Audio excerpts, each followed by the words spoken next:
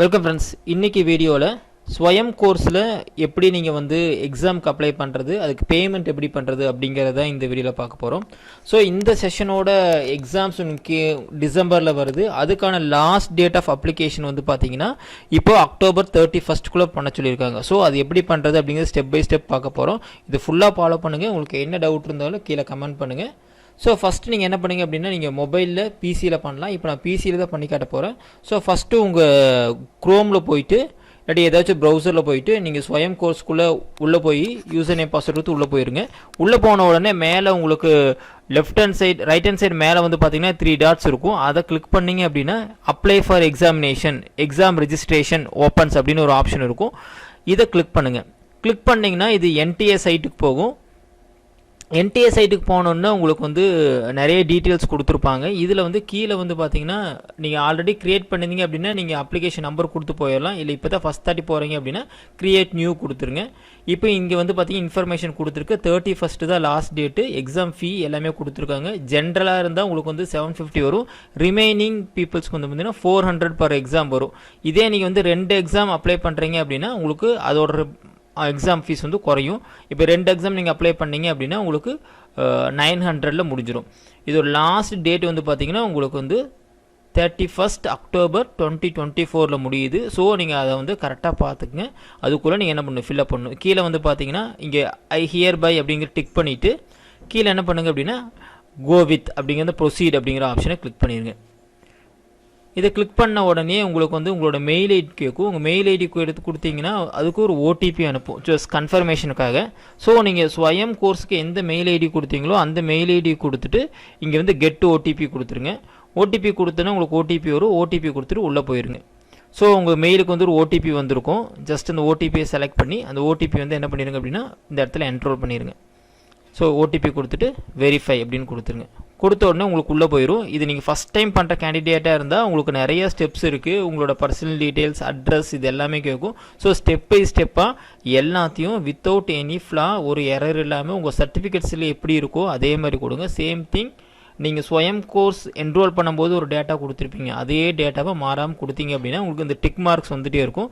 So உங்கள் date of birth, father name, mother name, gender, identity type இதில் வந்து பார்த்தீங்கன்னா உங்களுக்கு டேட்டா கேட்பாங்க, உங்களுக்கு எந்த கொடுத்துருக்கீங்க அப்படின்னு சொல்லிட்டு. ஸோ அது நீங்கள் பேன் கார்டு அது மாதிரி கொடுத்துக்கலாம். ஸோ பேன் கார்டு கொடுத்தீங்க அப்படின்னா ஜஸ்ட் பேன் கார்டு செலக்ட் பண்ணிவிட்டு உங்களோட பேன் கார்டோட நம்பரை வந்து அந்த இடத்துல என்ரோல் பண்ணிடுங்க. சேம் வே உங்கள் voter ID, driving licence, ration card எது வேணால் கொடுக்கலாம். ஸோ நான் பேன் கார்டு கொடுத்துட்றேன். அதோட டீட்டெயில்ஸ் வந்து நான் சப்மிட் பண்ணிடுறேன். இதில் ஆதார் கார்டு ஆப்ஷன்ஸ் இல்லை. அதனால் நீங்கள் என்ன பண்ணுங்கள் அப்படின்னா உங்கள் ஃபோட்டோ ஐடிக்காக ஜஸ்ட் பேன் கார்டோ உங்கள்கிட்ட எந்த ஐடி இருக்கோ அந்த ஐடியை கொடுத்துட்டு you can go with that அந்த ஆப்ஷனை கிளிக் பண்ணிடுங்க. ஓகே, நான் வந்து பேன் கார்டு ஐடி கொடுத்துட்டேன். கொடுத்து முடித்த உடனே உங்களுக்கு சூஸ் பாஸ்வேர்டு அப்படின்னு ஒரு ஆப்ஷன் கேட்கும். கீழே வந்தீங்கன்னா இந்த NTA எக்ஸாமுக்காக ஒரு பாஸ்வேர்டு வந்து உங்களுக்கு க்ரியேட் பண்ண சொல்லும். அந்த ஆப்ஷன் வந்து க்ரியேட் பண்ணிவிட்டு உங்கள் பாஸ்வேர்ட்ஸ் சூஸ் பண்ணிக்கோங்க. ஓகே, டிக் மார்க் வந்துருச்சு. இப்போ நீங்கள் என்ன பண்ணிக்கலாம், பாஸ்வேர்டு செலக்ட் பண்ணிக்கலாம். இந்த பாஸ்வேர்டு நீங்கள் அட்லீஸ்ட் ஒரு 8 டிஜிட் இருக்கிற மாதிரி பார்த்துக்குங்க. இதில் capital, small, same thing special characters, numbers இதெல்லாம் இருக்கிற மாதிரி கொடுத்து ஒரு ஸ்ட்ராங்கான ஒரு பாஸ்வேர்டு வந்து க்ரியேட் பண்ணிக்கோங்க. அதையவே கன்ஃபார்ம் கொடுக்குற இடத்துல மறுபடியும் ரிப்பீட் டைப் பண்ணிக்கோங்க. இதில் செக்யூரிட்டி கொஷின் கேட்கும். You can select any question. ஒரு கொஷினை செலக்ட் பண்ணிட்டு அதுக்கோட ஆன்சரை செலக்ட் பண்ணி வச்சுக்கோங்க. இப்போ நீங்கள் ரெஜிஸ்ட்ரேஷன் பண்ணுறது எல்லாமே NTAக்காக தான். ஸோ இது ஒரு கேப்சா கொடுத்துட்டு ஒவ்வொரு ஸ்டெப்லேயும் உங்களுக்கு கேப்சா வரும். கேப்சா கொடுத்துட்டு submit and get the application number அப்படின்னு கொடுத்துருங்க. இப்போ தான் உங்களுக்கு அப்ளிகேஷன் நம்பர் வரும். இந்த அப்ளிகேஷன் நம்பரை நீங்கள் உங்கள் மெயிலுக்கு சென்ட் பண்ணியிருப்பாங்க. நீங்கள் அதை எடுத்து யூஸ் பண்ணிக்கலாம். ஓகே, மெயிலுக்கு அனுப்பிச்சிட்டாங்க. அந்த அப்ளிகேஷன் நம்பரை யூஸ் பண்ணி நான் மறுபடியும் என்ன பண்ண போகிறேன் அப்படின்னா லாகின் பண்ண போகிறேன்.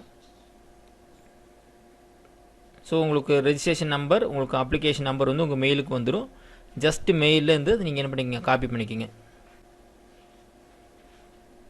காப்பி பண்ணிட்டு உங்கள் மெயில் ஐடியில் போயிட்டு அந்த அப்ளிகேஷன் நம்பர் கொடுத்துருங்க.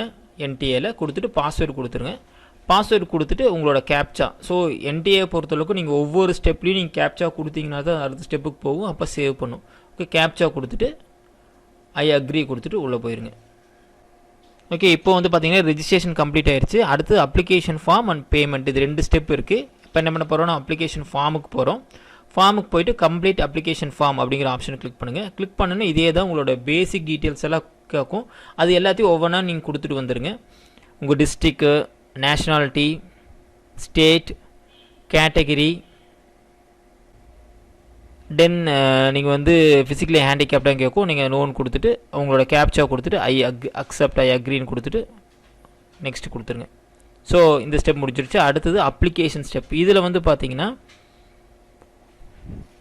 டீட்டெயில்ஸ் கேட்கும். அதே டீட்டெயில்ஸ் தான் உங்களோட communication address. So communication address நீங்கள் எந்த அட்ரஸ் கொடுத்துருக்கீங்களோ அந்த அட்ரஸை வந்து கொடுத்துருங்க. இப்போ ரெண்டுமே உங்களுக்கு கம்யூனிகேஷன் அட்ரஸும் பர்மனெண்ட் அட்ரஸும் சேம் அப்படின்னா ஜஸ்ட் டிக் பண்ணால் போதும், அதே வந்துடும். ஸோ உங்கள் street, locality, country, state, district இது எல்லாமே நீங்கள் கொடுத்துருங்க. ஸோ எந்த இடத்துலையுமே என்ன பண்ணக்கூடாது அப்படின்னா நீங்கள் வந்து முன்னாடி கொடுத்த இதுக்கும் தப்பாக கொடுக்க மாதிரி பார்க்காதீங்க. அதே சேம் எரர் டேட்டா கொடுத்துட்டே வந்துட்டிங்கன்னா உங்களுக்கு இந்த டிக் மார்க் வந்துகிட்டே இருக்கும். ஆஸ் இட் இஸ் நீங்கள் ஃபர்தராக மூவ் பண்ணிடலாம். பின்கோட் இது எல்லாமே கொடுத்துட்டு இப்போ உங்களுக்கு பர்மனெண்ட் அட்ரஸும் கம்யூனிகேஷன் அட்ரஸும் சேம் ஒரே இதுதான் அப்படின்னா நீங்கள் ஜஸ்ட் இங்கே கீழே இருக்கிற டிக் மார்க் மட்டும் கிளிக் பண்ணிங்கன்னா போதும். இந்த ஸ்டெப் முடிஞ்சிருச்சு. Again captcha. ஸோ நான் ஃபஸ்ட் சொன்ன மாதிரி எல்லா இடத்துலையும் நீங்கள் வந்து கேப்சா கொடுத்துட்டே வரணும். உங்கள் மொபைல் நம்பர் கேட்கும், மொபைல் நம்பர் கொடுத்துருங்க. நான் ஸ்வயமில் கொடுத்துருக்கோம், அதே மொபைல் நம்பர் இங்கே கொடுத்துருங்க. இப்போ ஆல்டர்னேட் இருந்தால் கொடுக்கலாம், இல்லாட்டி நீங்கள் அது கம்பல்சரி இல்லை, அதுக்கு அந்த ஸ்டார் மார்க் போடல, இருந்தால் கொடுத்துருங்க. கொடுத்துட்டு எகெயின் கேப்சா கொடுத்துட்டு ஐ அக்ரி கொடுத்துருங்க.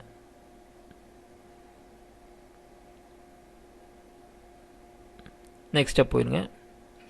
ஓகே, இப்போ காண்டாக்ட் டீட்டெயில்ஸ் வந்து ஃபில் ஆயிடுச்சு. அடுத்தது வந்து பார்த்தீங்கன்னா நெக்ஸ்ட் ஸ்டெப்ஸ் வந்து உங்களோட கரண்ட் ரோல். நீங்கள் யாருன்னவா இருக்கீங்க, ஸ்டூடெண்ட் அப்படின்னா இப்போ ஸ்டூடெண்ட் எந்த காலேஜில் படிக்கிறீங்க, எந்த டிஸ்ட்ரிக்கு, உங்கள் யூனிவர்சிட்டி இல்லாட்டி இன்ஸ்டியூஷன் எங்கே இருக்குது. பெரும்பாலும் யூனிவர்சிட்டி போயிருங்க. இப்போ வந்து பார்த்தீங்கன்னா நான் இன்ஸ்டியூஷன் கொடுக்குறேன். பட் இந்த மாதிரி கொடுக்கும்போது என்ன ஆகுது அப்படின்னா இப்போ டீச்சர் எஜுகேஷன் யூனிவர்சிட்டியில் நம்ம காட்டுறதில்ல. அதெல்லாம் என்ன பண்ணுங்க அப்படின்னா உங்களுக்கு எந்த இதுவோ அது போயிருங்க. இப்போ நீங்கள் ராமகிருஷ்ணா மிஷன் அப்படின்னா நீங்கள் கோயம்புத்தூர் கொடுத்துட்டு இங்கே ராமகிருஷ்ணா மிஷன் வித்யாலயா தேர்ந்தீங்க அப்படின்னா உங்களோட அங்கே அவைலபிளாக இருக்கும், அதை நீங்கள் கொடுத்துக்கலாம். ஸோ நம்ம சென்னை கொடுத்துட்டு தமிழ்நாடு டீச்சர் எஜுகேஷன் யூனிவர்சிட்டி அப்படின்னு நான் கொடுத்துட்றேன். கொடுத்துட்டு நீங்கள் எந்த காலேஜோ அந்த காலேஜை செலக்ட் பண்ணிக்கிங்க. காலேஜ் செலக்ட் பண்ணி முடிச்சிடணும்னு உங்கள் ரோல் நம்பர் கொடுத்துருப்பாங்க. அந்த ரோல் நம்பரை அந்த இடத்துல என்ரோல் பண்ணிடுங்க. இப்போ உங்களுக்கு என்ரோல்மெண்ட் நம்பர் தெரியல அப்படின்னா உங்கள் ரோல் நம்பரும் என்ரோல் நம்பரும் ஒரே நம்பரை நீங்கள் கொடுத்துட முடியும். ஸோ ரோல் நம்பர் கொடுத்துட்டு அதையவே நீங்கள் என்ன பண்ணுறீங்க, என்ரோல்மெண்ட் நம்பர்லையும் கொடுத்துடலாம். நெக்ஸ்ட் வந்து டியூ ஹேவ் அப்பார் ஐடி அப்படின்னு கேட்குறாங்க. உங்கள்கிட்ட அப்பார் ஐடி இருந்துச்சு அப்படின்னா நீங்கள் அப்பார் ஐடி கொடுக்கலாம், இல்லாட்டி நோ கொடுத்துடலாம். அதேமாரி இதை பற்றி உங்கள் காலேஜுக்கு இன்டிமேஷன் கொடுக்கணுமா, இந்த கோர்ஸ் பற்றி உங்களுக்கு எப்படி தெரியும், காலேஜ் மூலிமா தெரியும்னா காலேஜ்னு போட்டுடலாம். நெக்ஸ்ட் இந்த கோர்ஸ் வந்து நீங்கள் எதுக்காக படிக்கிறீங்க அது உங்களோட சாய்ஸ் தான். இதை வந்து உங்கள் காலேஜுக்கு இந்த கிரெடிட்ஸுக்கு போகுது அப்படின்னா நீங்கள் எஸ்ஆர் நோ கொடுத்துடலாம். சேம் திங் நெக்ஸ்ட்டு வந்து அந்த காலேஜுக்கு இன்ஃபர்மேஷன் கொடுக்கணுமா அப்படின்னு கேட்கும், அதுவும் கொடுத்துருங்க. கிரெடிட் ட்ரான்ஸ்ஃபர் உங்களுக்கு ஏபிசியில் உங்கள் கிரெடிட் ட்ரான்ஸ்ஃபர் இருந்துச்சு அப்படின்னா அதுக்கும் நீங்கள் எஸ் கொடுத்துடலாம். ஸோ எனக்கு வந்து கிரெடிட் ட்ரான்ஸ்ஃபர் இல்லாத நோ கொடுத்துருக்கேன். அகெயின் இதை உங்கள் இன்ஃபர்மேஷன் வேறு எம்ப்ளாயிஸ்க்கு தெரியணுமா அப்படின்னா நீங்கள் அதுக்கும் எஸ் ஆர் நோ கொடுத்துடலாம். கொடுத்துட்டு கேப்சா கொடுத்துட்டு ஐ அக்ரி கொடுத்துருங்க.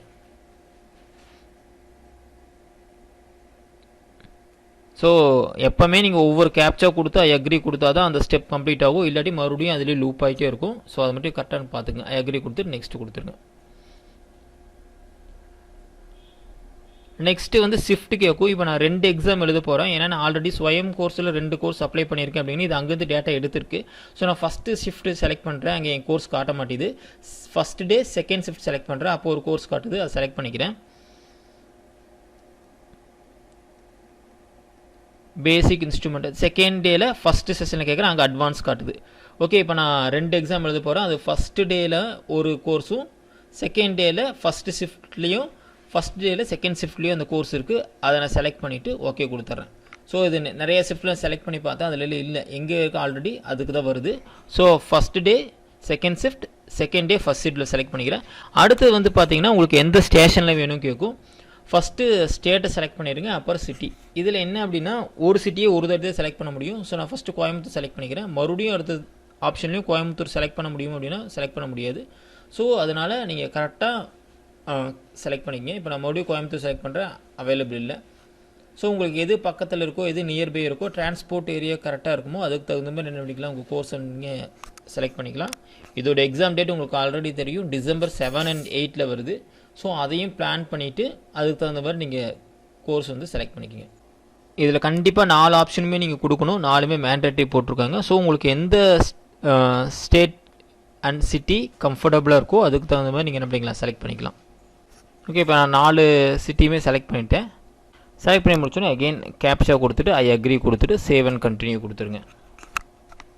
நெக்ஸ்ட் ஸ்டெப் வந்து பார்த்திங்கன்னா உங்களுக்கு உங்களோட ஃபோட்டோ, சிக்னேச்சர் அண்ட் உங்களோட கேட்டகரி சர்டிஃபிகேட் கேட்கும். இந்த ஃபோட்டோவுக்கும் சிக்னேச்சருக்கும் ஆல்ரெடி அவங்க டிஸ்கிரிப்ஷனில் கொடுத்துருக்காங்க. ஃபோட்டோவும் சிக்னேச்சரும் வந்து பார்த்திங்கன்னா உங்களுக்கு வந்து ஜேபிஜி ஃபார்மேட்டில் இருக்கணும்.